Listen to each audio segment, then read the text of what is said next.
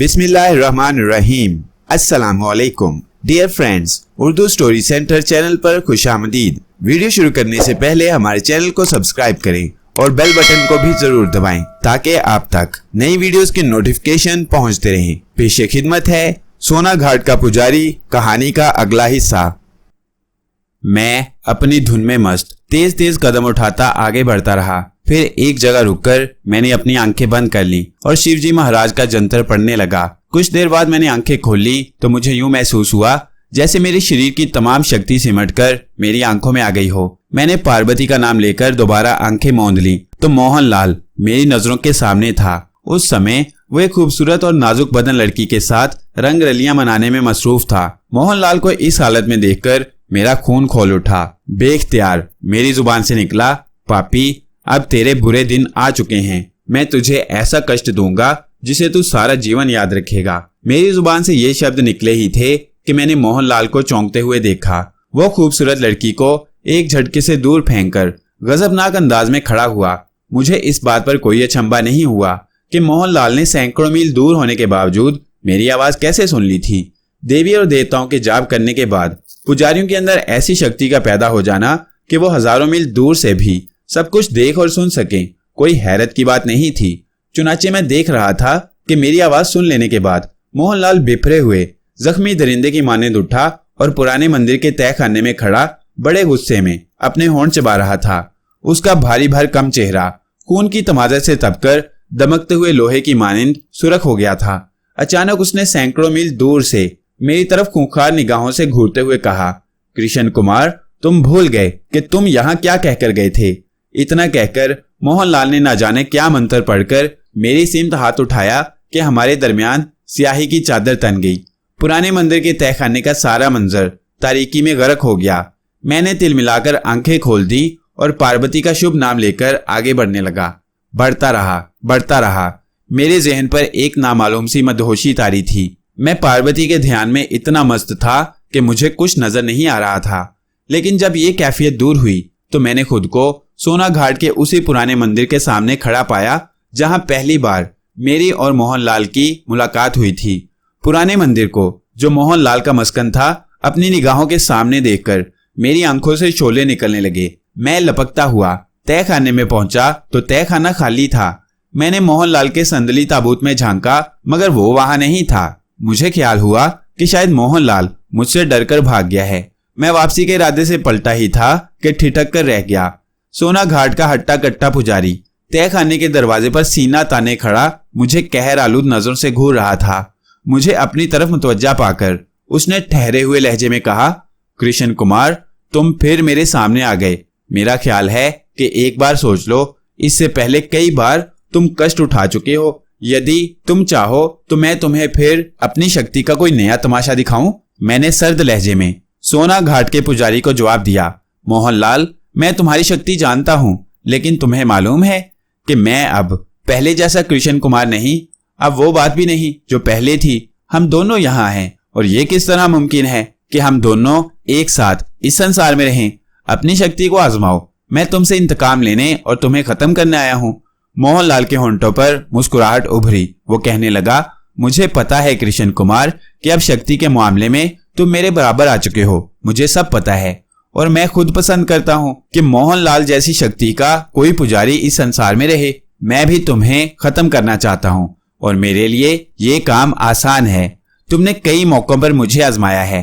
तुम ये सीधी सादी बात क्यों भूल रहे हो कि बराबर की शक्ति वाले जब टकराते हैं तो विजय किसी एक की अविश होती है, जो सूझबूझ से ज्यादा काम लेता है और समझ से वही काम लेता है जिसका जीवन तजुर्बों में बीता हो। खुलकर कहो मोहनलाल, आखिर चक्कर क्या है। मैंने मोहनलाल से नजर मिलाते हुए कहा, पहले तो तुमने इस किस्म की बातें नहीं की थी, सिर्फ इसलिए कि पहले तुम मेरे चरणों की धूल भी ना थे। ओह, मैंने पूरे इत्मीनान अंदाज में कहा, ये क्यों नहीं कहते कि अब तुम मेरी शक्ति से खौफजदा हो। बालिकों जैसी बात क्यों कर रहे हो कृष्ण कुमार। मोहनलाल बड़ी संजीदगी से बोला, तुमने अफजल बेग से कृष्ण कुमार बनने में कितने पापड़ बेले हैं ये मैं खूब जानता हूँ, परंतु तुम शायद ये भूल रहे हो कि मैं जन्म जन्म से महान पुजारी हूँ। मैंने घाट घाट का पानी पिया है, संसार का कोना कोना छान मारा है, धरती के सारे ऐश किए। मेरी बात मान लो, तुम अभी बालिक हो। महान शक्ति के घमंड ने सोचने समझने से महरूम कर दिया है। लेकिन ये तुम्हारी भूल है कृष्ण कुमार। मैं तुम्हें मौका देता हूँ, अभी संसार में कुछ दिन और जी लो। अभी तुमने धरती पर देखा ही क्या है। जाओ और अपनी शक्ति का मजा लूटो। मोहनलाल, मैंने कदरे बरहमी से कहा, इतनी लंबी चौड़ी बातों से तुम्हें कुछ हासिल ना होगा। मैं फैसला कर चुका हूँ कि जब तक तुम्हें शिकस्त ना दूंगा चैन से नहीं बैठूंगा। हम दोनों देवी के महान पुजारी हैं। बेहतर है कि आज इस बात का फैसला हो जाए कि हम में से ज्यादा बलवान कौन है और कौन देवी के ज्यादा करीब है। यूं भी एक म्यान में दो तलवारें कभी नहीं समा सकती। तो फिर सोच लो कृष्ण कुमार, कहीं ऐसा ना हो कि तुम्हें अपने फैसले पर पछताना पड़े। मैं तुम्हें यकीन दिलाता हूं कि विजय मेरी होगी। तुम कई बार हमले कर चुके और कष्ट उठा चुके हो। ये तो आने वाला समय तुम्हें बताएगा मोहनलाल कि कौन पछताता है। मैंने सीना तान कर कहा तो मोहनलाल के चेहरे पर गहरी संजीदगी तारी हो गई। वो मुझे खूंखार नजरों से घूरता रहा, फिर ठहरी हुई आवाज में बोला, मैं समझ रहा हूं कृष्ण कुमार कि तुम क्या चाहते हो। मैं भी देवी पर तुम्हारा अधिकार नहीं चाहता, परंतु बलवानों में लड़ाई है, सो मैं एक बार तुमसे यही कहूंगा कि आग से खेलने की कोशिश मत करो, नहीं तो जलकर भस्म हो जाओगे। इस बात की चिंता ना करो मोहनलाल। क्या तुम्हें अब अपनी जीत पर विश्वास नहीं रहा? मुझे हर बात पर विश्वास है, लेकिन कृष्ण कुमार मुझे तुम्हारी जवानी पर तरस भी आ रहा है। इसलिए जिद ना करो, मेरा कहा मानो और मेरे सामने से हट जाओ। इसी में तुम्हारी मुक्ति है। मोहनलाल, मैंने गरज कर कहा, देवी की कृपा से अब मैंने इतनी शक्ति प्राप्त कर ली है कि मन का भेद जान सकूं। मैं जानता हूं कि तुम मुझे धोखे में रखकर मारना चाहते हो, परंतु तुम्हारी ये आशा कभी पूरी नहीं होगी। आज कोई फैसला होकर रहेगा। अच्छा, अगर तुम नहीं मानते तो तुम्हारी मर्जी। मोहनलाल, मैं पहल नहीं करूंगा। तुम बातें कम करो और अपना तमाशा शुरू करो, मैंने गजबनाक अंदाज में कहा। इतना सुनकर मोहनलाल के होंठ तेजी से हिलने लगे। वो किसी जंतर का जाप शुरू कर चुका था और मैं इस बात का मुंतजिर था कि वो मुझ पर हमला करे तो मैं उसे मजा चखाऊं। कुछ देर तय खाने में हौलनाक सन्नाटा छाया रहा। फिर मोहनलाल ने अपना जाप खत्म करके मेरी तरफ फूंक मारी। भड़कते शोले नमूदार होकर मेरी सिमत लपके, लेकिन मैं इसका पहले ही तोड़ कर चुका था। चुनाचे आग के शोले मेरे शरीर से टकराकर ठंडे पड़ गए। मैं किसी आहनी चट्टान की तरह अपनी जगह जमा खड़ा रहा। मोहनलाल ने झिल्लाकर अपने पांव जमीन पर मारे। ये वही अमल था जिसका मुजाहिरा वो एक बार पहले भी कर चुका था। जिस जगह पांव मारे थे वहां से दो कुड़ियाले नाग नमूदार होकर मेरी तरफ बढ़े। मैंने पार्वती का नाम लेकर एक मंत्र पढ़ा और शहादत की उंगली उठाकर झटक दी। मेरा उंगली झटकना था कि दोनों नाग दरमियान से दो टुकड़े हो गए। एक लम्हे के लिए वो पुख्ता फर्श पर तड़पते रहे, फिर गायब हो गए। मैंने मोहनलाल को छेड़ने की खातिर कहा, मोहनलाल, तुम जो ये खेल तमाशे कर रहे हो, इसका तोड़ तो छोटी मोटी मदारी और सपेरे भी कर लेती हैं। मुझसे टकराने के लिए तुम्हें कोई ऐसा वार करना होगा जो मेरे शायान शान हो। मोहनलाल ने अपने होंठ सख्ती से भींच लिए। मेरा जुमला सुनकर उसकी आंखों में खून उतर आया था। मुझे मोहनलाल की किस्मसाहट से लुत्फ आया। चुनाचे मैंने उसे मजीद चढ़ाने के लिए कहा, तुम अदाकारी अच्छी खासी कर लेते हो। अगर मंदिरों के बजाय तुम किसी नौटंकी में होते तो बहुत बड़े कलाकार बन सकते थे। मोहनलाल ने मेरी इस बात का कोई जवाब नहीं दिया। खामोश खड़ा मेरी सिमत देखता रहा। मैं अपनी जगह यही समझ रहा था कि मोहनलाल मुझसे मुकाबला करने से कतराना चाहता है। इस ख्याल ने मुझे कुछ और बेपरवाह बना दिया। उसकी हालत पर दिल खोलकर कहके लगाना चाहता था, लेकिन मुझे इसकी मोहलत नहीं मिली।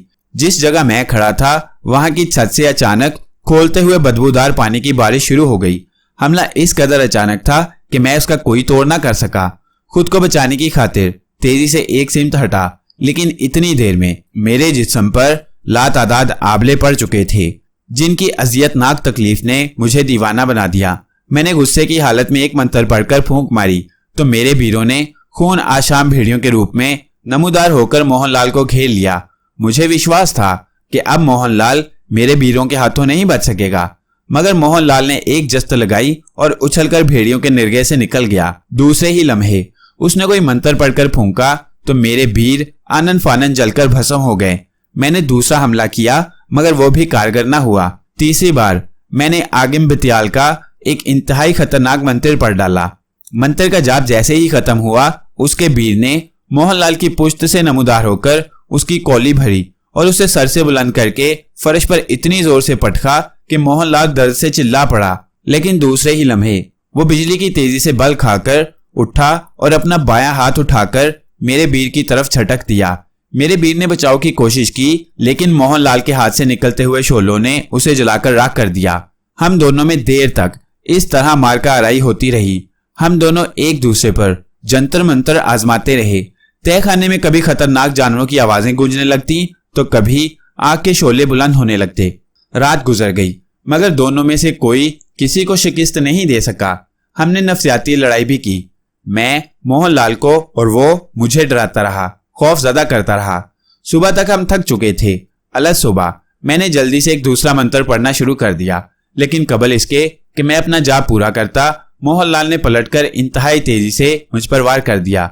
मैंने मंत्र छोड़कर अपना बचाव करना चाहा, लेकिन मोहनलाल के बीरों ने डरावनी सूरत में नमूदार होकर मुझे जकड़ लिया।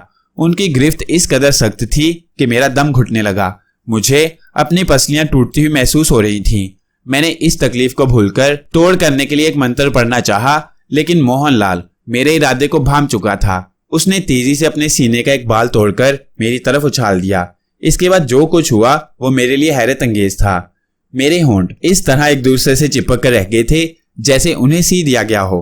होंठों के अलावा मेरी जुबान भी तालू से चिपक कर रह गई। मैं अभी सोच ही रहा था कि इसका कोई तदारक करूं कि मोहनलाल के खतरनाक बीरों ने मुझे रस्सियों से जकड़कर फर्श पर डाल दिया। अब मैं पूरी तरह बेबस हो चुका था। मोहनलाल ने मुझे बेबस करके अपना उल्टा पांव फर्श पर मारा तो उसके बीर गायब हो गए। मंदिर के तहखाने में अब सिवाय मेरे और मोहनलाल के कोई तीसरा नहीं था। वो मुझे कीनातूज नजरों से देख रहा था। मैं उसके सामने कुर्बानी के बेजुबान बकरे की तरह बंधा पड़ा था। होंठ और जुबान बंद हो जाने के बाद अब ना तो मैं कोई मंत्र पढ़ सकता था और ना कुछ बोल सकता था। क्यों कृष्ण कुमार, मैंने तुमसे कहा था कि जीत हमेशा उसी की होती है जो समझ से काम ले। मोहनलाल ने थके हुए लहजे में कहा। मैंने हकारत से नजरें फेर ली तो मोहनलाल की आवाज फिर मेरी समाज से टकराई। तुम इस लम्हे मेरी दया के मोहताज हो कृष्ण कुमार। दुश्मन पर दया दिखाना मेरे असूल के खिलाफ है। मैं अगर चाहूं तो एक इशारे से तुमको नरक में झोंक सकता हूं, लेकिन मैं ऐसा नहीं करूंगा। तुमने मुझे बहुत दुख दिए हैं, इस बार तुम्हें क्षमा नहीं की जाएगी। मैं तुम्हें सिसका सिसका और तड़पा तड़पा कर मारूंगा। ऐसा शराब दूंगा कि तुम्हारी आत्मा भी तड़प उठे। मैं जानता था कि मोहनलाल मुझ पर कभी दया नहीं करेगा, लेकिन उस वक्त ना तो मुझे अपनी मौत का खौफ था, ना ही अपनी बेबसी का मलाल था। मैंने पार्वती के मामले में सोचना शुरू कर दिया था, जिसको हासिल करने की खातिर मैंने दुनिया को त्याग कर सिर्फ उसी की पूजा की थी। मुझे सोना घाट आने से पहले पूरा विश्वास था कि मोहनलाल को ठिकाने लगाकर बिला शिरकत गहरे पार्वती का दावेदार बन जाऊंगा और फिर अपना जीवन उसके स्थान पर गुजार दूंगा। लेकिन हालात ने मुझे इस कदर बेबस कर दिया था कि मैं अपनी जुबान चलाने से भी कासिर था। मेरे जहन में मौत के भयानक तस्वुर से ज्यादा रह रहकर यही एक आशा मचल रही थी कि मरने से पहले मैं आखिरी बार देवी का दर्शन कर लूं। मेरे दिल की धड़कन उस लम्हे पार्वती का शुभ नाम जप रही थी। मैं अभी देवी के ध्यान में मस्त था कि मोहनलाल ने मुझसे मुखातिब होकर कहा, कृष्ण कुमार, क्या मरने से पेशतर तुम अपनी आखिरी ख्वाहिश का इजहार नहीं करोगे? मोहनलाल का जुमला सुनकर मैंने हसरत भरी निगाहों से उसकी तरफ देखा, फिर एक सर्द आ भरकर आंखें मूंद ली तो मोहनलाल मेरी बेबसी का मजाक उड़ाते हुए बोला, देख लिया तुमने, मैं ना कहता था सोच लो। अब फिर तुम्हारे चेहरे पर यह करब कैसा है? अपने वीरों को आवाज क्यों नहीं देते कृष्ण कुमार? मैं जवाब देने की बजाय आंखें बंद किए पड़ा रहा। मेरा जहन एक बार फिर पार्वती के तस्वर में गुम हो गया। देवी के दर्शन की आशा ने मुझे ऐसा बेचैन किया कि मेरे जहन पर गनूदगी तारी होने लगी। मुझे ऐसा महसूस हुआ जैसे मेरा जहन गहराइयों में डूबता जा रहा हो। मुझ पर एक अजीब सी कैफियत तारी थी और फिर अचानक संदली खुशबू की तेज महक मेरे दिमाग को मुअत्तर कर गई। मदहोशी के आलम में मैंने देखा कि ताकत की अजीम देवी मेरे सामने खड़ी है, लेकिन उसके चेहरे पर उलझन और परेशानी के मिले जुले तासुरात देखकर मेरा दिल तड़प उठा। मैंने पार्वती को आज पहली बार इस कदर मलोल देखा था। वो किसी गहरी सोच में गर्क नजर आ रही थी। उसकी मद भरी आंखें मेरे चेहरे पर जमी हुई थी। अभी मैं देवी की मनमोहनी सूरत को जी भरकर देखने भी ना पाया था कि उसकी आवाज मेरे कानों से टकराई। कृष्ण कुमार, तुमने मेरे लिए कठिन परीक्षा की है, इसी कारण मैं इस समय तुमको मोहनलाल के कष्ट से बचाकर कहीं और पहुंचाने के लिए आई हूँ।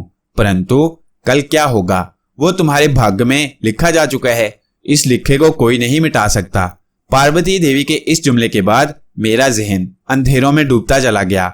सोना घाट के खौफनाक पुजारी ने मुझे पुरस्कार मंत्रों के जोर से इतना बेबस कर दिया था कि ना तो मैं जुबान हिला सकता था, न होंठों को जुम्बिश देने के काबिल था। पार्वती ने ऐन वक्त पर मेरी मदद ना की होती तो मेरा इख्तिताम यकीनी था। जब मेरी आंखें खुली तो मैंने खुद को मिथरा की एक बार रौनक सड़क पर पड़ा हुआ पाया। पार्वती ने एक बार फिर मेरे हाल पर तरस खाया और मुझे मूजी मोहन लाल के शिकंजे से बचाकर यहाँ पहुंचा दिया। मैंने ये बहुत गनीमत जाना, वरना इस कहानी का लिखने वाला ही इस दुनिया में मौजूद ना होता। सोना घाट के पुराने मंदिर के तहखाने में मेरे ऊपर जो कुछ गुजरी थी उसका एक एक मंजर मेरी नजरों के सामने घूमने लगा।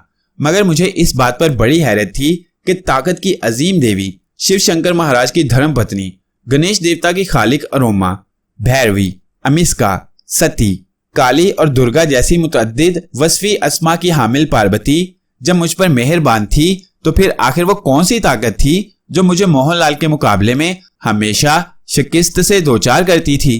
क्या मोहनलाल ने ये बात सही कही थी कि मैं महान शक्ति प्राप्त करने के बावजूद अभी तक नापुख्ताकार हूँ? मैं जज्बाती हूँ और जल्द मुश्तिल हो जाता हूँ। मैंने इस लड़ाई में शुरू से अब तक अपनी नादानियों की वजह से मुंह की खाई। अचानक पार्वती के कहे हुए आखिरी अल्फाज मेरे जहन में गूंज उठे, जो कुछ तुम्हारे भाग्य में लिखा है वो अवश्य पूरा होगा। मगर मेरे भाग्य में क्या लिखा था? मैं सड़क के किनारे खड़ा इन बातों पर गौर करता रहा, फिर यूं ही एक सिमत कदम उठाने लगा। मैं बड़ी संजीदगी से सोच रहा था कि अब मेरा अगला कदम क्या होना चाहिए। मोहनलाल से शिकस्त खाने के बाद अब मेरा दोबारा उसके मुकाबले पर जाना मौत को दावत देने के मुतरादिफ था। फिर मुझे क्या करना चाहिए? अभी मैं अपने बारे में कोई आखिरी फैसला नहीं कर पाया था कि किसी ने पुश्त से मेरा नाम लेकर पुकारा। मैंने तेजी से घूमकर देखा तो मेरे महकमे का एक पुराना साथी रविशंकर तेज तेज कदम उठाता मेरी तरफ बढ़ता चला आ रहा था। करीब पहुंचकर उसने मुझे ऊपर से नीचे तक बगौर देखा, फिर मुस्कुराकर बोला, अफजल बेग तुम? हमें तो खबर मिली थी कि तुम सोना घाट से पुरस्कार तौर पर गायब हो गए थे। भांत भांत की बातें मशहूर हुई तुम्हारे बारे में।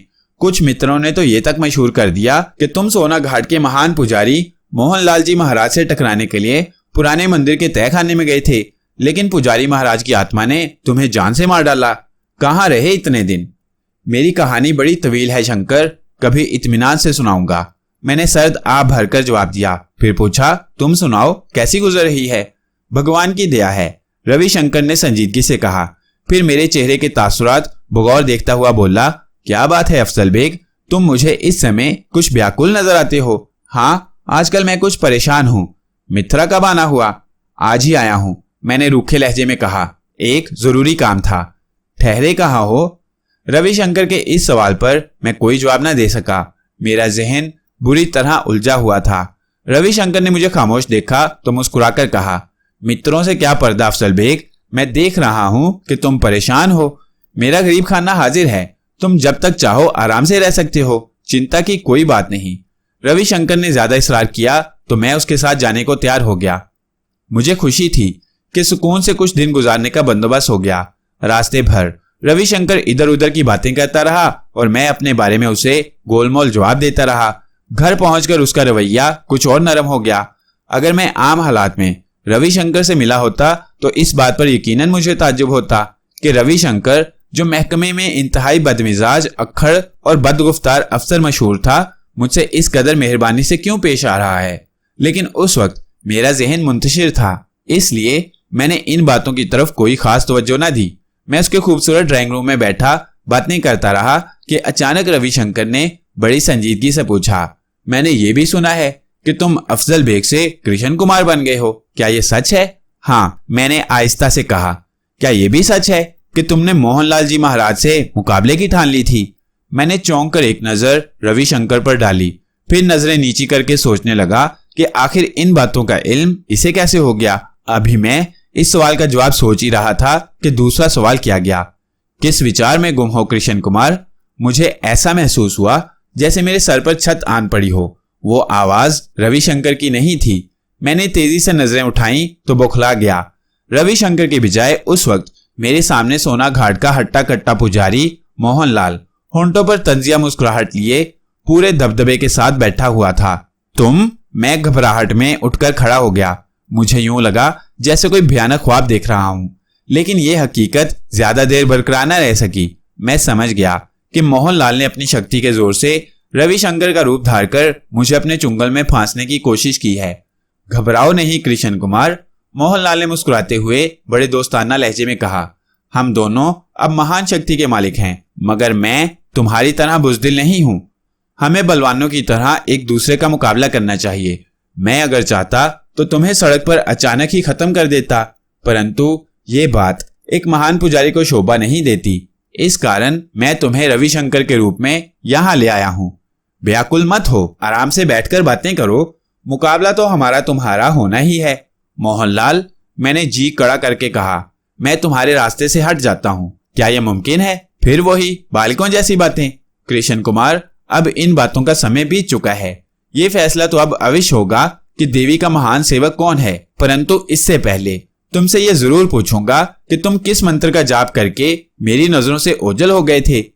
विश्वास करो मोहनलाल कि मुझे पार्वती के सिवा जीवन में कोई और चीज नहीं चाहिए। मैं जानता हूं कि मैं भटक जाता हूं। तुम मुझसे ज्यादा तजुर्बाकार हो। मैं मोहनलाल की बात नजरअंदाज करके बोला, तुम्हारी तरफ से मेरे मन में कोई खोट नहीं है। तुम तो मन की बातें पढ़ लेते हो। मैं सब कुछ जानता हूं कृष्ण कुमार, मोहनलाल ने अपनी जगह से उठते हुए कहा। फिर मुझे घूरते हुए बोला, तुम एक बार मुझे जल देने में सफल हो गए थे, परंतु अब तुम्हारा बचाव मुश्किल है। मैं इस मौके को हाथ से नहीं जाने दूंगा।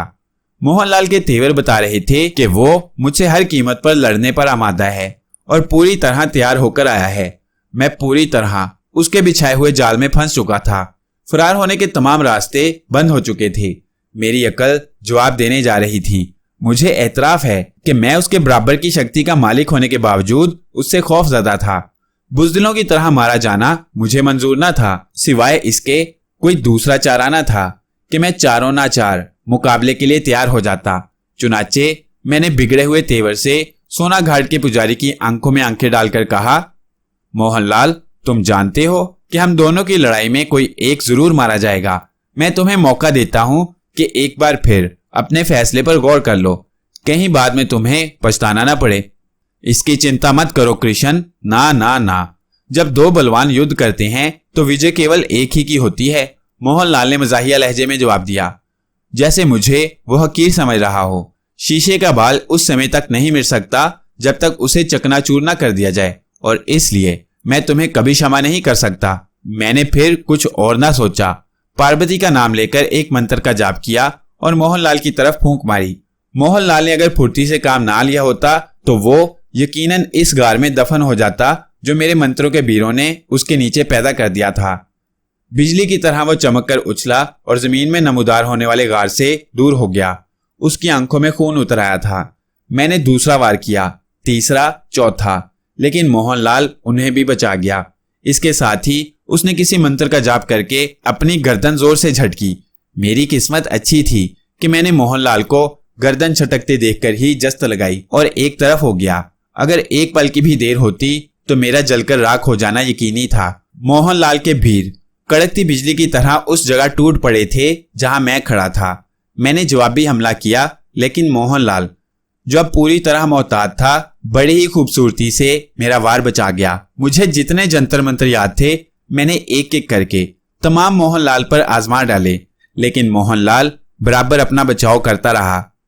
इसके बाद वो अचानक जोश में आ गया और मुझे शोला बार निगाहों से घूर कर बोला, कृष्ण कुमार, और कुछ रह गया है? याद कर, कोई और मंत्र, या फिर मैं शुरू करूं? इस जुमले के खत्म होते ही उस इब्लीस सिफ्त शख्स ने ना जाने क्या मंत्र पढ़कर फूंका कि मेरी कुव्वते गोवियाई सलब हो गई।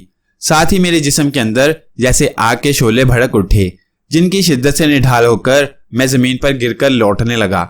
मेरा जिस्म फूंका जा रहा था। मेरी आंखों के नीचे अंधेरा सा फैलने लगा।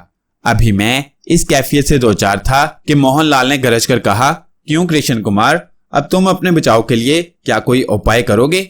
मेरी हालत इस कदर अबतर थी कि मुझे कुछ सुझाई ना देता था। मैं किसी दम तोड़ते हुए जानवर की तरह हाथ पांव मार रहा था।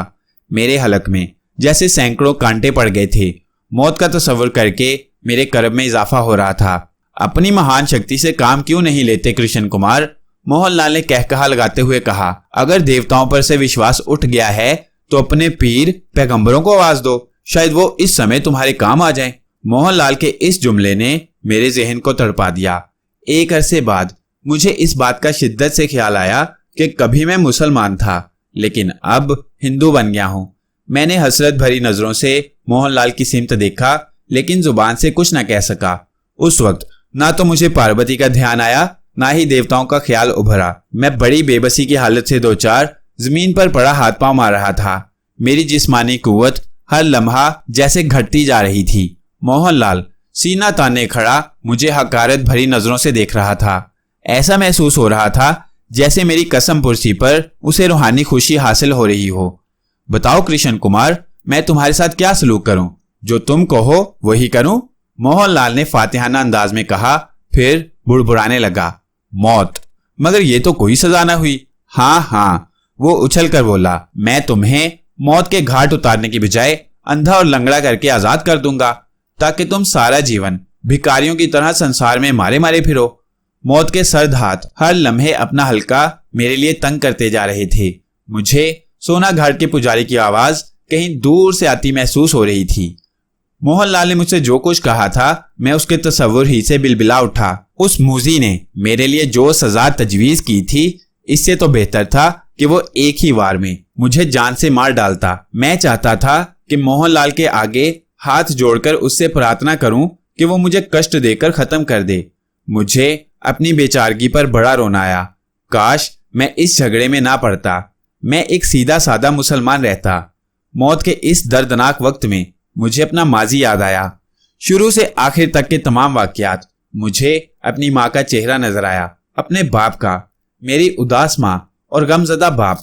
गैर इख्तियारी तौर पर मुझे शिद्दत से अपना बचपन याद आने लगा। मैं मोहनलाल के दिए हुए अजाब में मुब्तला था और बिलबिला रहा था कि मेरे चारों तरफ मुश्क और गुलाब की तेज खुशबू फैलने लगी।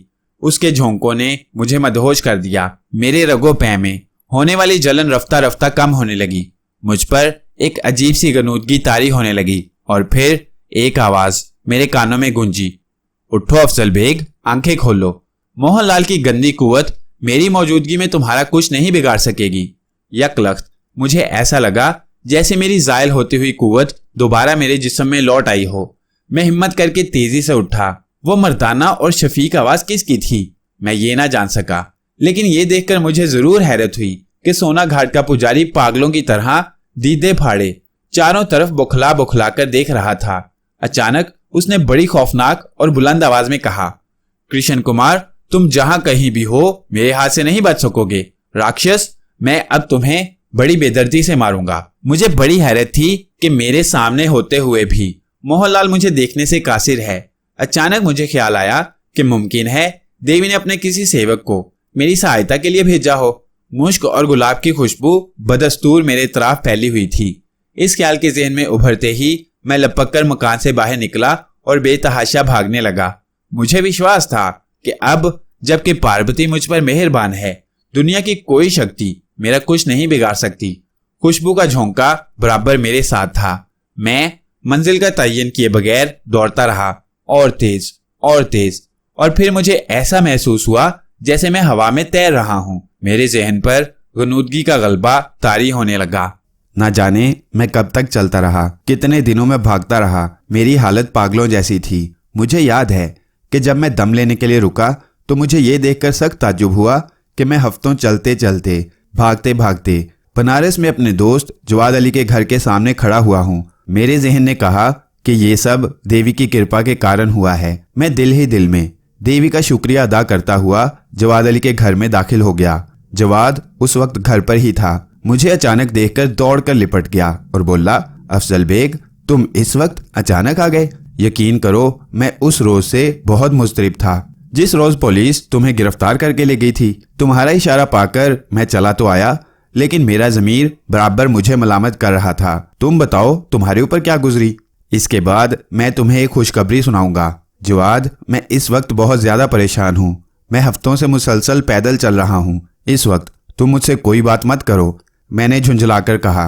अगर हो सके तो मेरे नहाने का बंदोबस्त कर दो। मैं पार्वती के लिए एक जाप करना चाहता हूँ।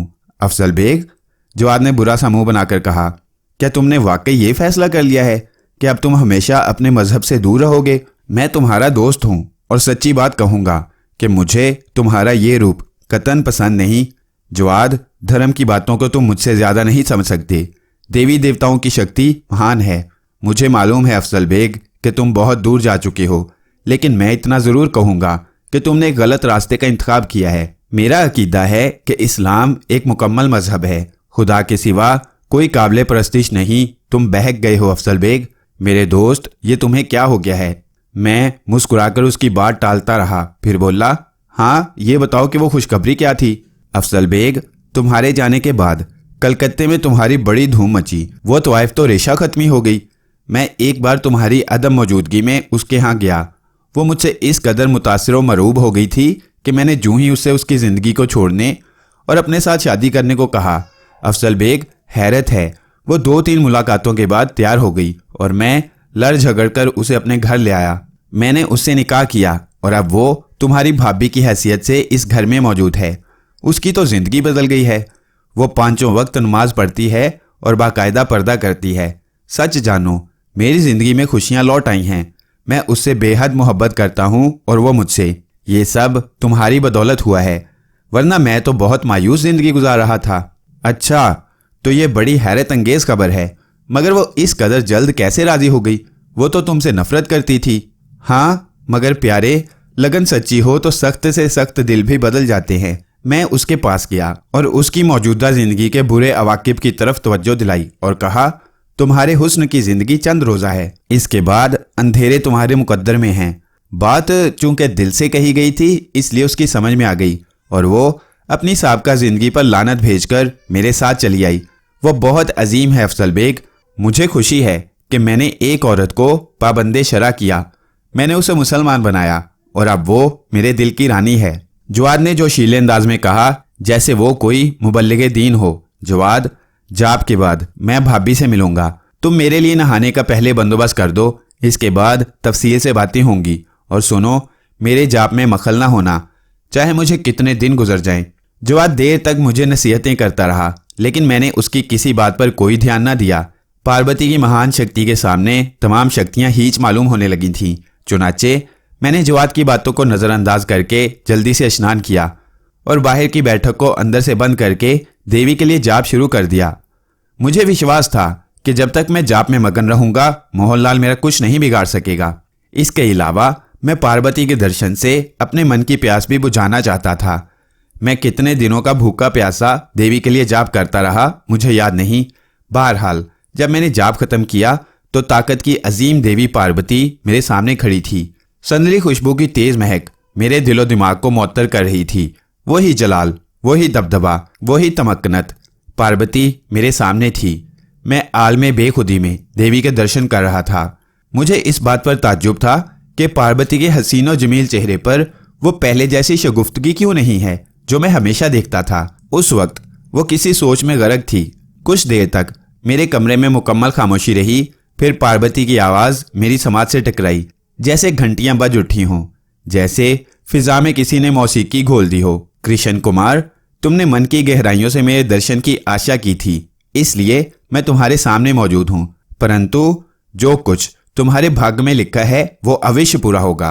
देवी, मैंने गिड़गिड़ाकर कहा, तेरा सेवक धरती के सारे कष्ट बर्दाश्त कर सकता है, लेकिन तेरी जुदाई मुझे मंजूर नहीं। मैं तेरी भक्ति को अपना धर्म समझता हूँ। मुझ पर दया करो और मुझे अपने चरणों में जीवन बिताने की आज्ञा दो। इसके सिवा मुझे और कुछ नहीं चाहिए। कृष्ण कुमार, पार्वती ने मेरी हालत देखकर कदरे नर्म लहजे में कहा, तुम्हारे मन के उजलेपन से मैं बहुत खुश हूँ, परंतु अब तुम मेरे स्थान पर नहीं रह सकते। देवी, ऐसा ना कह देवी। मैंने आगे बढ़कर पार्वती के चरण छूने चाहे तो वो तेजी से मुझसे दूर हो गई और किसी कदर रूखी आवाज में बोली, कृष्ण कुमार, अब तुम आज़ाद हो, जो जी में आए करो। नहीं देवी नहीं, तुझे शिवजी महाराज की सौगंध, ऐसा ना कह। मैंने तड़प कर कहा, तेरे कारण मैंने बहुत कष्ट उठाए हैं, बड़ी बड़ी कठिनाइयों को हंसी खुशी झीला है, इसलिए नहीं कि तुझे पाने के बाद खो दूं। भाग्य का लिखा अटल होता है कृष्ण कुमार। पार्वती ने खुश्क आवाज में जवाब दिया। फिर अचानक वो मेरी नजरों से ओझल हो गई। उस वक्त मेरे दिल पर जो गुजरी थी वो मैं ही जानता था। इस ख्याल से वहशत हो रही थी कि अब मैं पार्वती के स्थान पर कभी ना जा सकूंगा।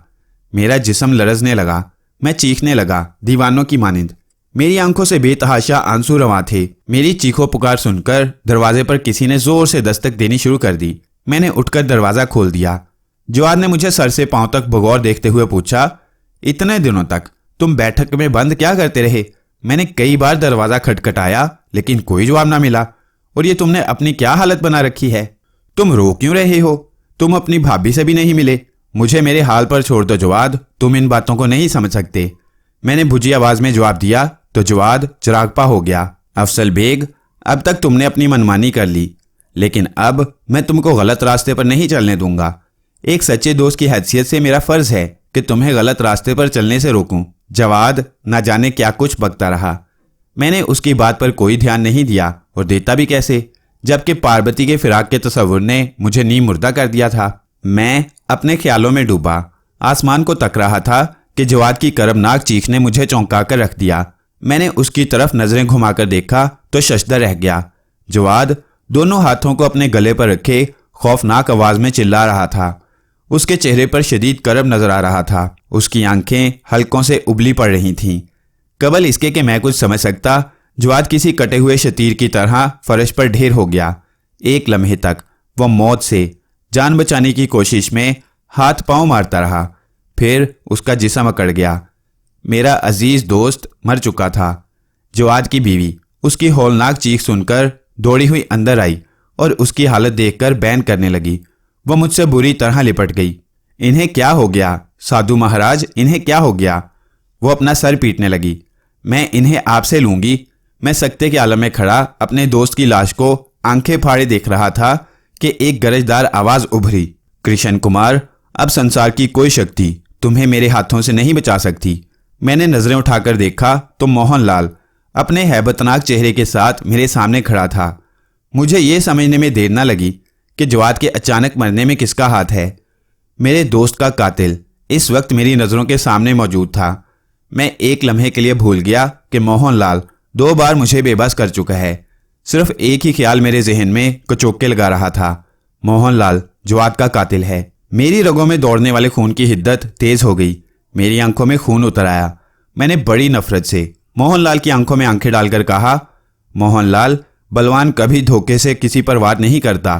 तुम कमीने हो मोहनलाल, तुम नीच हो। तुम्हें मेरे बेगुनाह दोस्त पर चोरी छुपे हमला करते हुए लाज भी ना आई। क्या महान पुजारी ऐसे ही उठाई गिर होते हैं? कृष्ण कुमार, धीरज से काम लो, मोहनलाल ने मायनीखेज लहजे में कहा। मैं जानता हूं कि तुम्हें अपने मित्र के मरने से दुख पहुंचा है, लेकिन घबराओ नहीं, मैं तुम्हारी आत्मा को भी तुम्हारे मित्र के पास पहुंचाई देता हूं, और इस खूबसूरत वैश्या को भी जो तुम्हारा दोस्त उठाकर ले आया था। तुम तीनों नरक में सुखी रहोगे। मोहनलाल, तुम पुजारी नहीं बल्कि राक्षस हो, पापी, महापापी। मैं तिल मिलाकर बोला। फिर मैंने जवाद की बीवी को अपने सीने से हटाया और उसे दूसरे कमरे में जाने का हुक्म दिया। मैं इससे निमटता हूं, मैंने गुस्से से कहा और आगम बित्याल का एक मंत्र पढ़कर मोहनलाल की तरफ फूंक मारी। जवाद की बीवी लरजती और रोती हुई वहां से चली गई। मोहनलाल पूरी तरह मोहतात था, लेकिन इससे पेशतर कि वो मेरे हमले का कोई तोड़ कर पाता, मेरे वीरों ने उसे घेर लिया और सर से बुलंद करके पुख्ता फर्श पर दे मारा। मोहनलाल की करबनाक चीख सुनाई दी तो मैं गुस्से से और दीवाना हो गया। मैंने फौरन ही दूसरा जाप शुरू कर दिया। मोहनलाल जमीन से उठने की कोशिश कर रहा था कि कलाबाजी खाता हुआ दीवार से जा टकराया। मैंने उसे संभलने की मोहलत न दी और तीसरा मंत्र पढ़कर फूंका। जिस जगह मोहनलाल पड़ा था वहां की छत का एक वजनी पत्थर टूटकर नीचे गिरा, लेकिन इतनी देर में हैरत अंगेज फुर्ती से मोहनलाल खुद को बचा गया। दूसरे ही लम्हे वो उछलकर मेरे करीब आया और मुझसे गुथ गया। जिस्मानी तौर पर वो मुझसे कहीं ज्यादा ताकतवर था, इसलिए जब उसने मुझे आनी शिकंजे में जकड़ा तो मुझे यूं लगा जैसे मेरी पसलियां चीख रही हूं। सांस सीने में घुटने लगा। वह मंत्र को छोड़कर जिस्मानी जंग पर उतर आया था। उसे विश्वास था कि इस तरह वो मुझे पिछाड़ कर रख देगा, लेकिन यही उसकी भूल थी जिससे मैंने फायदा उठाया और एक मंत्र पढ़कर फूंक मारी तो मेरे वीरों ने खतरनाक सूरतों में नमूदार होकर मोहनलाल पर पुष्ट से इतना शदीद हमला किया कि वो बिलबिला उठा। मगर फौरन ही पलटकर उसने मेरे हमले का तोड़ कर दिया। मेरे वीर एक एक करके खत्म होने लगे।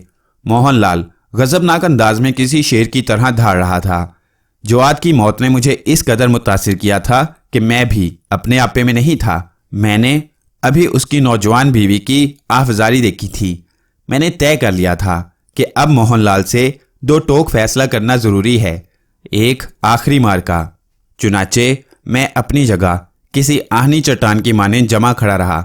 मोहनलाल मेरे वीरों को ठिकाने लगाने के बाद मेरी सिमत पलटा तो मैंने सर्द लहजे में कहा, मोहनलाल तुमने मेरे अजीज दोस्त को धोखे से मारकर पुजारियों के नाम पर कलंक का टीका लगाया है। यूं भी झगड़ा मेरा और तुम्हारा था, ना कि मेरे दोस्त का। अब तक मैं तुमसे इसलिए दूर भागता रहा कि मुझे देवी के सिवा किसी और बात की चिंता न थी, परंतु अब मैं तुम्हें नहीं छोड़ूंगा। मैंने दांत कचकचाकर कहा, कृष्ण कुमार मेरी आशा भी यही है कि हम दोनों में से एक जिंदा रहे, परंतु याद रखो विजय उसे प्राप्त होगी जो तजर्बाकार हो। तुम महान हो पर अभी बालिक हो। मोहनलाल के इस जुमले ने मुझे चौंका दिया। मैं बज़ाहिर उसे घूरता रहा, लेकिन दिल ही दिल में मैंने एक ऐसे मंत्र का जाप करके अपने गिर्द हिसार कर लिया जिसके अंदर सोना घाट के पुजारी की शक्ति और उसके वीर मेरा कुछ नहीं बिगाड़ सकते थे। चंद लम्हे तक मोहनलाल मुझे खूंखार नजरों से घूरता रहा, फिर हकारत से बोला, क्या विचार है कृष्ण कुमार? क्या तुम्हें अपनी जीत का विश्वास नहीं है? गलत सोच रहे हो तुम। मैंने बेपरवाही से जवाब दिया, तुम्हारी तरह अगर मेरे जहन में भी खोट होता तो मैं तुम्हें इसी समय ठिकाने लगा देता जब तुम मेरे वीरों से लड़ रहे थे, परंतु धोखा देकर मारना बलवानों को शोभा नहीं देता। मैं चाहता हूं कि पहले तुम अपने जंतर मंतर आजमा लो, फिर मैं तुम्हें बताऊंगा कि ज्यादा तजुर्बाकार कौन है। आगे बढ़ो कृष्ण कुमार, मोहनलाल जहर खून से बोला। लेकिन मैंने किसी जल्दबाजी का मुजाहरा नहीं किया। बड़ी संजीदगी से उसकी सुरख आंखों में आंखें डालकर कहा, तुम मुझ पर वार करने से झिझक क्यों रहे हो? आज फैसले का दिन है मोहनलाल, तुम या मैं। मोहनलाल मेरा जुमला सुनकर भड़क उठा और मैं यही चाहता था कि वो गुस्से में आपे से बाहर हो जाए। ऐसी सूरत में जाहिर था कि वो अनाप शनाप हरकतें करता जिसका तोड़ मैं पहले ही कर चुका था। चुनाचे जब मोहनलाल ने गुस्से में पहला वार किया तो मुझ पर इसका कोई असर ना हुआ। मोहनलाल ने तिल मिलाकर दूसरा मंत्र पढ़कर मेरी तरफ फूंका। उसके मंत्र के खतरनाक भीड़ नमूदार होकर मेरी तरफ लपके, लेकिन हिसार से टकराकर भस्म हो गए। मोहनलाल चूंकि शदीद गुस्से की हालत में था, इसलिए हिसार के इम्कानात पर गौर करने की बजाय यही समझ बैठा कि मैं भी किसी जंतर मंतर के जोर से उसके हमले का तोड़ कर रहा हूं। चुनाचे वो झिल्लाकर और जल्दबाजी में मुझ पर पै दर पै वार करने लगा, लेकिन उसे अपने मकसद में नाकामी का मुंह देखना पड़ा। मुझे उस वक्त जहां इस बात की खुशी थी कि सोना घाट का पुजारी मेरे मुकाबले में कमजोर पड़ रहा था, वहां इस बात का अफसोस भी हो रहा था कि मैंने पहले ही सार वाले नुस्खे को क्यों नहीं आजमाया। बहरहाल मैं अपनी जगह सीना ताने खड़ा रहा। मोहनलाल जब अपने सारे मंत्र आजमा चुका तो मैंने उसे मजीद ताव दिलाने के लिए मुस्कुराकर कहा, क्यों मोहनलाल, अब क्या विचार है तुम्हारा? मेरी नातजुर्बाकारी तुमने देखी, अब तो तुम्हें अपने चीले पर मान करना चाहिए। मोहनलाल चुपचाप खड़ा जवाब देने की बजाय मुझे जहरपाश नजरों से देखता रहा। उस वक्त वो शदीद गुस्से की हालत से दो चार था, उसका बदन कपकपा रहा था। मैंने उसकी हंसी उड़ाते हुए कहा, महाराज अपने होंठों को क्यों कष्ट दे रहे हो? मानना कि तुम गुरु होकर अपने चीले से हार तस्लीम कर रहे हो। तुमने तो अपना सारा जीवन देवी देवताओं की सेवा करने में त्याग दिया है, लाखों जंतर मंतर और बीर बलाओं के मालिक हो, फिर ये तुम्हारे चेहरे पर नाकामी का राज किस लिए महाराज? ये निराशा क्यों महाराज? मोहनलाल जी। मोहनलाल ने तड़पकर फिर मुझ पर हमले करने शुरू कर दिए, लेकिन मैं चूंकि हिसार में था इसलिए इस बार भी मोहनलाल के सारे मंत्र बेकार गए। अचानक मुझे ख्याल आया कि दुश्मन के साथ रियायत बरतना दानिशमंदी नहीं है। मेरा मुकाबला उस वक्त किसी मामूली पंडित या पुजारी से नहीं बल्कि सोना घाट के महाराज पुजारी से था। वही मोहनलाल जिसने मुझे एक अरसे तक जिस्मानी और रूहानी अजियतों से दो चार रखा था, जो मुर्दा जिस्मों में भी आत्मा डालने की शक्ति रखता था। चुनाचे इस ख्याल के आते ही मैंने तेवर बदलकर उसे मुखातिब किया, बस बस बहुत हो चुका महाराज, तुम्हारी झोली में जो कुछ था तुम उसे आजमा चुके हो, अब मेरी बारी है। इतना कहकर मैंने एक मंत्र पढ़कर फूंका तो मेरे वीरों ने उस हट्टे कट्टे पुजारी को उठाकर जमीन पर दे मारा। मोहनलाल तड़प कर उठा, लेकिन पेशतर इसके कि वो कोई तोड़ करता मैंने दूसरा हमला कर दिया। मोहनलाल मेरे पहले मंत्र का तोड़ कर ही रहा था कि दूसरे हमले ने उसे बेबस कर दिया। वो तेवराकर जमीन पर गिरा। उसकी नाक और मुंह से खून का फव्वारा उबल पड़ा। मैंने इस मौका से फायदा उठाकर तीसरा हमला किया। मोहनलाल पर दहकते हुए अंगारों की बारिश शुरू हो गई। मुझे यकीन था कि अब वो मेरे बीरों से निजात नहीं हासिल कर सकेगा, लेकिन मोहनलाल ने जमीन पर लौटते लौटते न जाने क्या मंत्र पड़ा कि एक लम्हे के लिए वो मेरी नजरों से ओझल हो गया। उसके गायब होते ही मेरे बीर भी गायब हो गए। मैं एक लम्हे तक शशदर खड़ा रहा।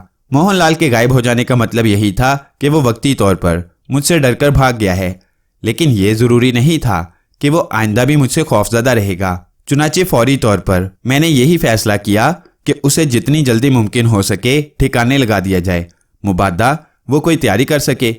अपने हिसार से मैं बाहर इसलिए नहीं निकला कि मुझे शुबा था कि कहीं मोहनलाल को मंडल का राज ना मालूम हो गया हो और वो कहीं करीब ही छुपा इस बात का मुंतजिर हो कि मैं हिसार से बाहर आऊं और वो मुझ पर भरपूर हमला कर सके। हालात का तकाजा यही था कि मैं हिसार से बाहर आने से पेशतर ये मालूम कर सकूं कि मोहनलाल कहाँ मौजूद है। चुनाचे मैंने पार्वती का शुभ नाम लेकर एक मंत्र का जाप किया और अपनी आंखें बंद कर ली। आंखें बंद करते ही कुछ देर तक अंधेरा तारी रहा। तारीकी के बादल छटे तो मैंने देखा कि मोहनलाल बनारसी में गंगा के किनारे बैठा अपने जख्म धोने में मसरूफ है। उसके चेहरे पर उस वक्त गजबनाक तासुरात मौजूद थे। वो अपने आप में महव था, लेकिन जैसे ही मेरे और उसके दरमियान अंधेरे छटे तो वो यूं चौंका जैसे किसी बिच्छू ने उसे डंक मार दिया हो। मोहनलाल, मैंने अपनी मावराई कुव्वत बरुए कार लाते हुए उसे मुखातिब किया, क्या तुम्हें इस बात पर विश्वास है कि तुम ज्यादा दिनों तक मेरे कष्ट से मुक्ति हासिल कर सकोगे? जवाब देने की बजाय मोहनलाल ने कोई मंत्र पढ़कर फूंका तो हमारे दरमियान अंधेरा फैल गया।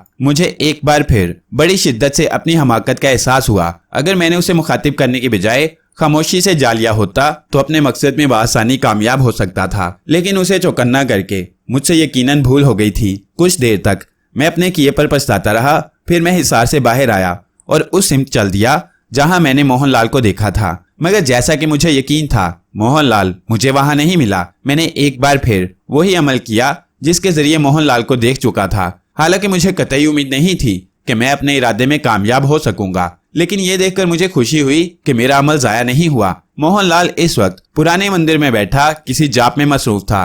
मैंने मंदिर के जाय वकूफ पर गौर किया, फिर फौरन ही आंखें खोल दी। अब मैं पूरी तरह सोना घाट के पुरस्कार पुजारी से टकराने का फैसला करके उस मंदिर की तरफ चल दिया। जिस वक्त मैं मंदिर के दरवाजे पर पहुंचा उस वक्त भी मोहनलाल अपनी जाप में मगन था। मैंने खामोशी से शिवजी महाराज का शुभ नाम लेकर वही मंडल अपने गिर्द कायम किया जिसके अंदर संसार की कोई शक्ति मेरा बाल भी बीका नहीं कर सकती थी।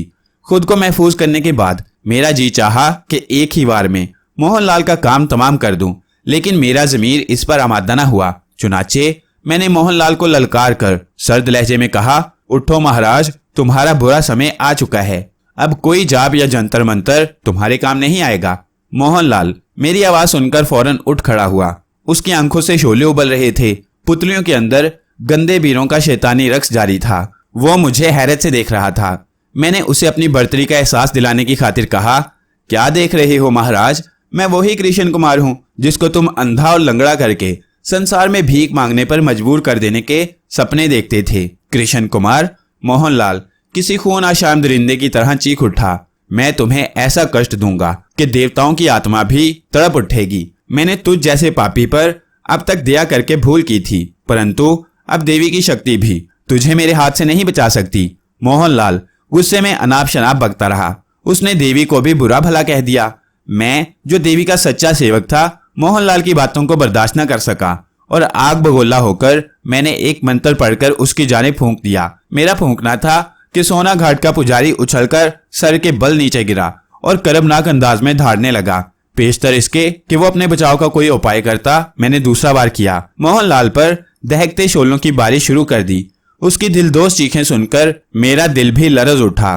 कुछ देर बाद शोलों की बारिश खत्म हुई तो मैंने देखा कि सोना घाट के पुजारी मंदिर की नाहमवार जमीन पर पड़ा पिछाड़े खा रहा था। उसके तमाम जिस्म पर कोड़ के धब्बे नमूदार हो गए थे जिनसे मवाद और पीप बह रही थी। मंदिर में ताफुन फूट रहा था। उसका चेहरा इस कदर करी हो गया था कि मैंने जल्दी से अपनी आंखें दूसरी तरफ फेर ली। ठीक उसी वक्त मोहनलाल की दर्दनाक आवाज उभरी, कृष्ण कुमार, मुझे क्षमा कर दो। मैं हाथ जोड़कर विनती करता हूँ कि अपना कष्ट वापस ले लो। मैं तुमसे दया की भक्षा मांगता हूँ। तुम सचमुच महान हो। मैं देवी की सौगंध खाकर वचन देता हूँ कि अब सदा तुमको गुरु समझूंगा। सारा जीवन तुम्हारे पवित्र चरणों को धो धो कर पीऊंगा। मैं तुम्हें शिवजी महाराज की महान शक्ति का वास्ता देता हूँ, अपना शराब वापस ले लो। मोहनलाल मुझसे गिड़गिड़ाकर रहम की दरख्वास्त कर रहा था, लेकिन मेरे कान जैसे बहरे हो चुके थे। मुझे वह तमाम अजियतें याद थी जो इस बदबख्त शख्स ने मुझे पहुंचाई थीं। इसके अलावा मुझे ये ख्याल भी था कि मोहनलाल के मर जाने के बाद मैं पार्वती का तनहा सेवक रह जाऊंगा और अपनी शक्ति से जो चाहूंगा करूंगा। सोना घाट के पुजारी के कोलो फेल का भी मुझ पर मुतलिक एतबार नहीं था, इसलिए मैंने उसकी विनती पर कोई ध्यान नहीं दिया। अलबत्ता उसे करब में देखकर मैंने यही मुनासिब समझा कि उसे तकलीफ से निजात दिला दूं। इस ख्याल के जहन में उभरते ही मैंने एक मंत्र पढ़कर उसकी जानिब फूंक दिया। मोहनलाल के हलक से उभरने वाली चीख इतनी दर्दनाक और भयानक थी कि धरती तक लरज उठी। इसके बाद जो कुछ हुआ वो मेरी मर्जी के ऐन मुताबिक था। सोना घाट का पुजारी एक लम्हे तक हाथ पांव मारता रहा, फिर उसका जिस्म अकड़कर ठंडा पड़ गया। उसकी आत्मा उसके शरीर से अपने सारे संबंध तोड़ चुकी थी। मैंने मोहनलाल की लाश पर आखिरी नजर डाली, फिर मंदिर से बाहर आ गया। अपनी जीत पर जितना भी घुमंड करता कम था। मैंने ऐसे मूजी को मारा था जिसने देवी देवताओं की सेवा में अपना जीवन त्याग दिया था। उसकी मौत के बाद अब मैं आजाद था। अब धरती पर कोई ऐसा बलवान नहीं बचा था जो मेरी शक्ति से टकराने की हिम्मत कर सकता। अब कोई मेरा दुश्मन नहीं था। मेरे रास्ते की तमाम रुकावटें खत्म हो चुकी थीं। मैं हर तरह से आजाद था। देवी और शिवजी महाराज के अलावा सारा संसार अब मेरी मुट्ठी में था। मैं जिसे चाहता अपनी पलकों की एक जुम्बिश से तहस नहस कर सकता था। मोहनलाल को ठिकाने लगाने के बाद मैं सीधा जवाद अली के मकान पर वापस आया। मेरी कामयाबी में जवाद गरीब की मौत को सबसे ज्यादा दखल था। मोहनलाल ने मेरे बेकसूर दोस्त को मारकर मेरी गैरत को ललकारा था। जवाद अली के घर पहुंचकर मैं खामोश खड़ा बड़ी देर तक उसकी लाश को अकीदत भरी नजरों से देखता रहा और उसकी नौजवान बीवी को सब्र की तलकीन की। वो बार बार बेहोश हुई जाती थी। मैंने उसे अपने साथ चलने को कहा, मगर उसने इनकार कर दिया कि वो इद्दत के बाद ही यहाँ से जा सकती है। वो अपने शौहर से किस कदर मोहब्बत करती थी, इसका अंदाजा मुझे उस वक्त हुआ जब वो हिचकियों से रो रही थी। उसने अपना सब कुछ छोड़कर जवाद को अपनाया था। वो खुशी के चंद ही दिन देख सकी। मैंने उसे काफी रकम दी और कहा कि मैं सोना घाट से वापस आऊंगा तो उसे अपने साथ ले जाऊंगा। मातमी लिबास में उसका सोगवार हुस्न मुझे तड़पाए डालता था। मैं खुद को मुजरिम समझ रहा था। मैंने चुप चपाते जवाद की तजहीज़ो तकफीन कराई और सोना घाट की तरफ रवाना हो गया। मैं वहां के पंडित और पुजारियों को बावर कराना चाहता था कि मोहनलाल, जिसे वो अपना महान देवता और निजात दहिंदा समझते थे, मेरे हाथों मौत के घाट उतर चुका है। सोना घाट पहुंचकर फातिहाना अंदाज में मैं उसी पुराने मंदिर में गया जहां मोहनलाल ने अपना मस्कन बना रखा था। मंदिर के बड़े पुजारी को मैंने मोहनलाल की मौत की खबर सुनाई तो वो यूं आंखें फाड़कर मुझे देखने लगा जैसे उसे मेरे बयान पर यकीन ना आया हो। मेरी बात का विश्वास करो पुजारी, मोहनलाल अब इस दुनिया में मौजूद नहीं है। मैंने पुजारी से सख्त लहजे में कहा तो वो झिरझिरी लेकर बोला, महाराज मैं तुम्हारी बात पर विश्वास कर लेता हूँ, परंतु यहाँ के दूसरे पंडित और पुजारी कभी ना मानेंगे। अच्छा, मैंने कुछ सोचकर कहा, तुम आज सूरज ढलने के बाद सोना घाट के तमाम पंडित पुजारी और धर्मात्माओं को इकट्ठा कर लो। मैं उन मूर्खों को बताऊंगा कि वो अब तक जिसे महान समझकर जिसकी पूजा करते थे वो मर चुका है। मंदिर का बूढ़ा पुजारी खामोशी से मेरे सामने से चला गया। मोहनलाल की मौत की खबर ने सोना घाट की बुनियादें तक हिला दी। किसी को इस बात पर यकीन नहीं आया था कि मैंने मोहनलाल को शिकस्त दी होगी। बहरहाल बड़े पुजारी के कहने पर सूरज गुरूब होते ही बड़े मंदिर के वसीओ अरीज चबूतरे पर सारे पंडित पुजारी और साधु जमा हो गए। मंदिर के सामने लोगों का हजूम खड़ा था। बड़े पुजारी ने जब मुझे बताया कि मेरे हुक्म की तामील हो चुकी है तो मैं बड़ी शान से सीना तानने पुराने तहखाने से बाहर आया जहां मोहनलाल की मौत पर चहमगोइयां हो रही थीं। लेकिन मेरी सूरत देखते ही जैसे उन सबको साम सूंघ गया था। मजमा पर गहरा सन्नाटा तारी हो गया, मगर उन निगाहों में मेरे लिए नफरत और हकारत का जज्बा झलक रहा था। मैं मजमा पर सरसरी नजर डालता एक ऊंचे मुकाम पर जाकर खड़ा हो गया। मैंने मुख्तसर लफ्जों और पुरअसर अंदाज में मोहनलाल की मौत के बारे में उन्हें बताया तो चबूतरे पर मौजूद पुजारियों और पंडितों में सनसनी की लहर दौड़ गई। चंद मिनट तक कोई कुछ ना बोला। फिर एक उम्र रसीदा पुजारी आगे बढ़ा और मेरे सामने आकर कांपती हुई आवाज में बोला, महाराज तुमने जो कुछ कहा हमने सुन लिया, लेकिन इस बात का क्या सबूत है कि मोहनलाल जी महाराज का खात्मा हो चुका है। मैंने पुजारी को हकारत भरी नजरों से देखा। उसकी गुस्ताखी पर मेरा जी चाहा कि मैं उसे भस्म कर दूं, लेकिन इस ख्याल से कि मेरा और उसका भला क्या मुकाबला, मैंने उसे माफ कर दिया। इसके बाद मैंने एक मंत्र का जाप शुरू कर दिया। जितनी देर मैं जाप करता रहा, मजमा पर सुकूत तारी रहा। फिर उस वक्त मजमा में खलबली मच गई जब अचानक उन्होंने मोहनलाल की लाश को चबूतरे पर अपने दरमियान पड़ा पाया। मेरे मंत्र के वीर पलक झपकते में मोहनलाल की लाश को बनारस से सोना घाट उठा लाए थे। पंडित, पुजारी और साधुओं को जैसे सकता हो गया था। उनकी पथराई हुई नजरें मोहनलाल की अकड़ी हुई लाश पर जमी हुई थीं। काफी देर तक यही कैफियत रही। फिर तमाम पुजारियों और पंडितों ने आगे बढ़कर मुझे घेर लिया और मेरे नाम की जय जयकार शुरू हो गई। मैं एक फाते की हैसियत से सर बुलंद किए उन नारों को सुनता रहा। मुझे यूं लग रहा था जैसे धरती पर रेंगने वाले ये हकीर पंडित और पुजारी मेरी महान शक्ति से पनाह मांग रहे हैं। चंद लम्हे तक मैं खामोश खड़ा उनके नारों को सुनता रहा। फिर उन पर नफरत और हकारत की नजर डालता हुआ तय खाने में वापस आ गया। पंडित पुजारियों ने मेरी आज्ञा हासिल करके सोना घाट के पुरस्कार पुजारी मोहनलाल की अर्थी को मरघट ले जाकर चिता के हवाले कर दिया। कुछ देर सोना घाट में रहने के बाद मैं दिल्ली के लिए रवाना हो गया। अब मैं औरतों के सिलसिले में इस कदर संगदिल और वहशी बन चुका था कि अगर देवी भी एक बार मेरे सामने आती तो मैं अपनी शक्ति के घुमंड में उसको भी रोन डालने के इरादे से बाज न रहता। अब मेरे पास ऐसी कसौटी नहीं थी जिस पर मजलूम और मजबूर को परखा जा सकता हो। मेरी इन बातों और हरकतों का पता मेरे चीलों को भी था, लेकिन किसी में इतनी जरूरत ना थी कि आंख उठाकर भी मेरी तरफ देख सकता। अगर मुझे किसी पर इस बात का शुबा भी हो जाता कि वो मेरे खिलाफ है तो मैं उसको इतनी बेदर्दी से मौत के घाट उतारता कि देखने वालों की रूह तक तड़प उठती थी। उन दिनों ही मेरे चेलों में से एक ने मुझे एक मुसलमान बुजुर्ग के बारे में बताया जो तावीज गढ़ने का काम करता था। किसी के कहने पर उसने मेरे चीले पर कोई ऐसा अमल किया था कि वो 3 माह तक बीमार रहा। बीमारी से निजात पाते ही वो सीधा मेरे पास आया और मेरे चरण थाम कर रोने लगा। मैंने अपने बीनों के जरिए असल बात का खोज लगाया तो मुझे पता चला कि जो कुछ बुजुर्ग ने किया वो हक बजानिब था। गलती की इब्तदा मेरे चेले की ही जानिब से हुई थी, लेकिन जिस अंदाज में उसने मेरे कान भरे और उस ज़ईफ़ुल उमर की ताकत का तज़किरा किया था तो उसने मुझे ताव दिलाया। मैंने तय कर लिया कि उस शख्स को जरूर कष्ट दूंगा। चुनाचे उसी वक्त मैं अपने चेले को लेकर बुजुर्ग के मकान पर जा पहुंचा। मुझे ये बात तस्लीम करने में कोई यार नहीं कि उसने कभी किसी को दीदा व दानिस्ता परेशान करने की कोशिश नहीं की थी। बेहद मिलनसार और नरम मिजाज वाक़ई हुआ था।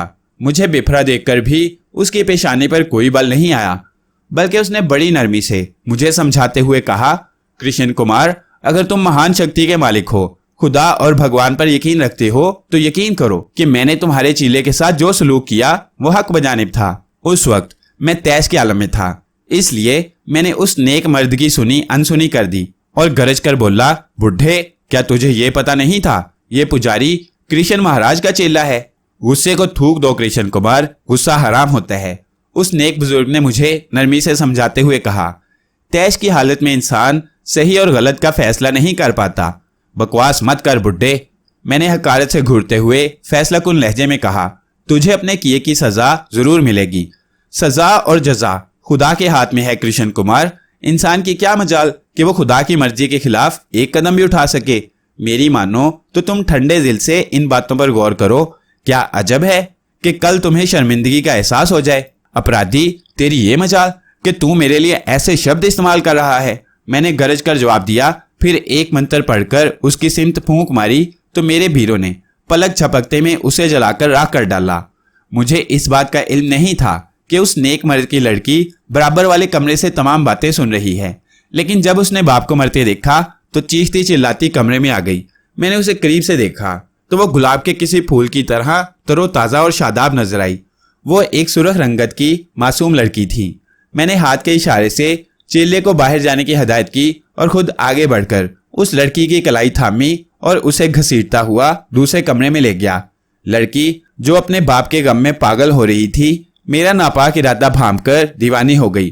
पहले वो मुझे नोचती खसूटती रही और सलवातें सुनाती रही, लेकिन मेरी शक्ति के आगे बेबस हो गई तो उसने मुझे कोसना शुरू कर दिया और खुदा और रसूल सल्लल्लाहु अलैहि वसल्लम का वास्ता देकर मुझे मेरे इरादे से बाज रखना चाहा, लेकिन मैं अंधा हो चुका था। उसकी दिल हिला देने वाली आवाज़ारी से मुझे कोई सरोकार नहीं था। यूं भी शेर उस वक्त तक अपने शिकार को नहीं छोड़ता जब तक उसकी भूख पूरी ना हो जाए। मेरी हालत भी उस वक्त किसी आदमखोर शेर ही जैसी थी। मुझे कुछ ज्यादा ही लुत्फ आया कि उसकी मज़ाहमतों और आवाज़ारियों से मेरे जज्बाए दरिंदगी की सैराबी हुई। मैंने पल भर में लड़की को बेबस कर दिया, लेकिन पेशतर इसके कि मैं अपने मकसद में कामयाब होता, मुश्क और अंबर की खुशबू का तेज झोंका मेरे इतराफ में फैल गया। अचानक मुझे उस सफ़ेद रेश बूढ़े का ख्याल आ गया जो मेरे ख्याल के मुताबिक मुझे ख्वाब में नजर आता था। इसके साथ ही एक लम्हे के लिए मैं ना जाने क्यों परेशान हो गया। जो मैंने पलट कर देखा तो वही सफ़ेद रेश बुजुर्ग मुझे ऐसी नज़रों से देख रहे थे जिसमें गज़ब और जलाल था। उनके चेहरे पर भी जलाल तारी था। आंखों से नफरत मुतरशा थी। उंगलियां बड़ी तेजी से तस्बीह के दानों पर चल रही थी। मुझे अपनी तरफ मुतवज्जा पाया तो बोले, अफजल बेग, तुम्हें बहुत मौका दिया गया, मगर तुम्हें राह रास्त पर लाने के लिए कुछ करना होगा। लड़की मुझे बुजुर्ग की तरफ मुतवज्जा देखकर कमरे से भाग गई थी। मैंने अपने शिकार को कमरे से गायब पाया तो मेरा गुस्सा और तेज हो गया। मैंने उस बूढ़े शख्स को ललकारा, बूढ़े, तुमने मेरे मामले में टांग फंसाकर अच्छा नहीं किया। अफजल बेग, अब भी वक्त है, होश में आ जा। बुजुर्ग ने गुस्से से कांपते हुए कहा, मुझे मत ललकार, मैं कहता हूँ होश में आ जा। ओ बेलगाम बूढ़े, क्या तुझे मेरी शक्ति का अंदाजा नहीं है? मैं तुझे पल भर में जलाकर भस्म कर सकता हूँ। मैंने गुस्से से कहा, जब मोहनलाल जैसा महान पुजारी मेरी शक्ति से हार मान गया तो तू क्या बेचता है? मैं तुझे अवश्य कष्ट दूंगा। बेअदब, गुस्ताख, तेरे मुकद्दर का लिखा अब पूरा होकर रहेगा। बुजुर्ग ने बड़े जलाली हालत में ये जुमला अदा किया। तस्बीह के दानों पर उनकी उंगलियों की हरकत तेज हो गई। मैंने एक जंतर पढ़ना चाहा, लेकिन मेरी याददाश्त जैसे जंग आलूद हो गई। मेरे जहन पर गनूदगी तारी होने लगी। मुझे यूं महसूस हो रहा था जैसे मैं जमीन में धंसता जा रहा हूं, जैसे मेरे बदन की सारी ताकत रफ्ता रफ्ता ज़ाइल हो रही हो। मेरी रगों में शदीद खिंचाव पैदा हो रहा था और फिर मेरी आंखें बंद होने लगीं। मैंने इस कैफियत पर गालिब आने के लिए अपने सर को झटका और खुद को इस बेहोशी से बेदार रखने की हद्दुल इम्कान कोशिश की, लेकिन मेरे बदन में जैसे रेशा आ गया था। हर शय घूमती नजर आ रही थी। धरती और आकाश सब चकरा रहे थे। और फिर मुझे इतना याद है कि मैं गश खाकर जमीन पर गिर पड़ा था। दोबारा जब मेरे औसान बहाल हुए तो दुनिया मुझे बदली हुई मालूम हुई। मैं एक तवील मुद्दत तक खुद से अलहदा रहा। मैं जिंदा रहा, मगर एहसास जिंदगी से महरूम। जब मुझे अपने मुतल्लिक, अपने वजूद के मुतल्लिक कुछ सोचने का एहसास हुआ तो मैंने देखा कि मेरा हुलिया बदला हुआ है। मेरे जिस्म पर बेतहाशा बाल उगे हुए हैं। जिस्म पर कपड़े बुरी तरह फटे हुए हैं। तमाम गलाजतें मैं अपने जिस्म पर ओढ़े हुए हूँ। मैंने अपने जिस्म पर मैल और गंदगी की तहें जमी हुई महसूस की। कृष्ण कुमार एक गदागर, एक जलील तरीन, एक नफरत अंगेज शख्स की सूरत में मुझे नजर आया। मैंने लोगों से पूछा, मैं कौन हूँ? उन्होंने नफरत से आंखें फेर ली और मेरी बात का जवाब देने के बजाय सहम कर चले गए। एक बच्चा मुझे देखकर भागा। जब मैंने उससे पूछा, ये कौन सी जगह है? पागल, पागल, मुझे बचाओ, वो चीखता हुआ भागा। बाद में जब लोगों ने यह देखा कि मेरे पागलपन की कैफियत खत्म हो चुकी है और मैं मुसलसल आवाजारी कर रहा हूं, तो मेरे करीब आए और मुझे बताया कि कोई 5 साल से मैं पागल हूं और दीवानों की तरह सड़कों पर मारा मारा फिरता रहा हूं। मेरे चीलों ने कई बार मुझे उठाना चाहा, मगर मैंने उन्हें धुतकार दिया। शुरू शुरू में हिंदू औरतों ने मेरी पूजा शुरू कर दी थी, मगर जब उन्हें महसूस हुआ कि मेरी ये कैफियत पागलपने के सिवा कुछ नहीं, तो उन्होंने भी आना बंद कर दिया। रफ्ता रफ्ता मुझे गुजरी हुई बातें याद आने लगी। ये सब उसी मर्दे कलंदर की बद्दुआ का नतीजा था। यकीनन ये उसकी गैर मामूली ताकत का अदना करिश्मा होगा कि जिसने पार्वती देवी के अजीम सेवक कृष्ण कुमार महाराज को अरश से उठाकर फर्श पर ला डाला था। कृष्ण कुमार के पास अब कुछ ना था। उसका सारा गुरूर उससे छीन लिया गया था। मैंने होश में आते ही महसूस कर लिया था कि मेरी सारी मावराई ताकतें खत्म हो चुकी हैं। मैंने अपने वीरों को पुकारा, मगर मेरी आवाज मेरे हलक में घुटकर रह गई। मैंने पार्वती को आवाज दी, शिव शंकर महाराज को याद किया। मैंने इर्द गिर्द गुजरते हुए चीलों से मदद की दरख्वास्त की, मगर सोना घाट के पुरस्कार पुजारी को खत्म करने वाले अजीम ताकत के मालिक कृष्ण कुमार महाराज की बात पर किसी ने कान न धरे। मेरे वीर मुझसे दूर हो गए। मेरे मंत्र बेअसर हो गए। सब कुछ मुझसे छिन गया। आह, तो क्या ये सब फरेब था? हाँ, ये सब फरेब था। वो पार्वती कहाँ गई जिसके इशारों पर कुर्राए अर्ज हरकत में आ जाता है? वो वीर कहाँ गए जो पलक झपकते ही कहर बनकर टूट पड़ते हैं? गणेश देवता, वो इसरार जिन्हें मैंने अपनी आंखों से देखा, वो सब कहाँ चले गए? जब उस बुजुर्ग ने मुझे कष्ट दिया तो वो मेरी मदद को क्यों नहीं आए? मेरा मजहब, मैं जो अफजल बेग था, मैं अपने मजहब से बिछड़ गया। मेरी आंखों पर पर्दा पड़ गया था। सोना घाट के उस पुरिसरार पुजारी से इंतकाम लेने के लिए जो जतन मैंने किए, उनकी हैसियत क्या थी? मैंने अपनी जिंदगी के सुनहरे माहों साल जाप, रियाजत, मुशक्कत, सजा, दुख, अजियत, जुल्म और दरिंदगी में गुजारे। सोना घाट के पुरिसरार पुजारी को खत्म करना कौन सा मुश्किल काम था? जबकि सोना घाट के पुजारी जैसी ताकत रखने वाला कृष्ण कुमार एक लम्हे में सब कुछ खो बैठा। मेरे दिल में पहली बार अपने पुराने मजहब से शदीद मोहब्बत का जज्बा पैदा हुआ, ऐसा जज्बा जो कुछ खोकर ही पैदा होता है। पहली बार मुझे अपने मजहब की अजमत का एहसास हुआ। मैंने सड़क पर गंदगी के आलम में बेतहाशा सजदे करने शुरू कर दिए और फिर इसी आलम में उठकर मैंने बेतहाशा भागना शुरू कर दिया। लोगों ने सड़कों पर शिकस्ता लिबास में मलबूस एक शख्स को पागलों की तरह भागते देखा। मैं फासलों को तय करता रहा, मीलों। मुझे याद नहीं कि कब तक मैं इस वहशत में भागता रहा। जब मैं मंजिल पर पहुंचा तो मैंने रो रो कर सारी इमारत और उसके मकीनों को हैरत ज़दा कर दिया। मेरा चेहरा खून से लहूलुहान था। मैं गौस पाक के मिज़ार मुबारक के संगे मुकद्दस पर अपना सर फोड़ रहा था। एक बुजुर्ग मुजावर ने मुझे इस कैफियत से बेदार किया। उन्होंने मेरे सर पर हाथ रखा और अपने सीने से लगा लिया। मुझे कपड़े पहनाए गए, गुस्ल कराया गया, मेरे जिस्म को खुशबुआत से मुअत्तर किया गया और फिर मैंने गौस पाक के मिज़ार पर हाजिरी दी और तमाम तर इज्जत के साथ अपने गुनाहों से माफ़ी के लिए गौस पाक की सिफारिश चाही।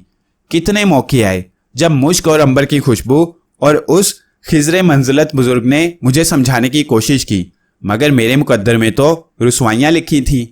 जब मौका आया तो मुझे बदलते देर नहीं लगी। लम्हों में मेरा कल्ब मुनव्वर हो गया। लम्हों में मुझे कुफर और ईमान का तज्जिया करने और शनाख्त करने की सादत नसीब हो गई।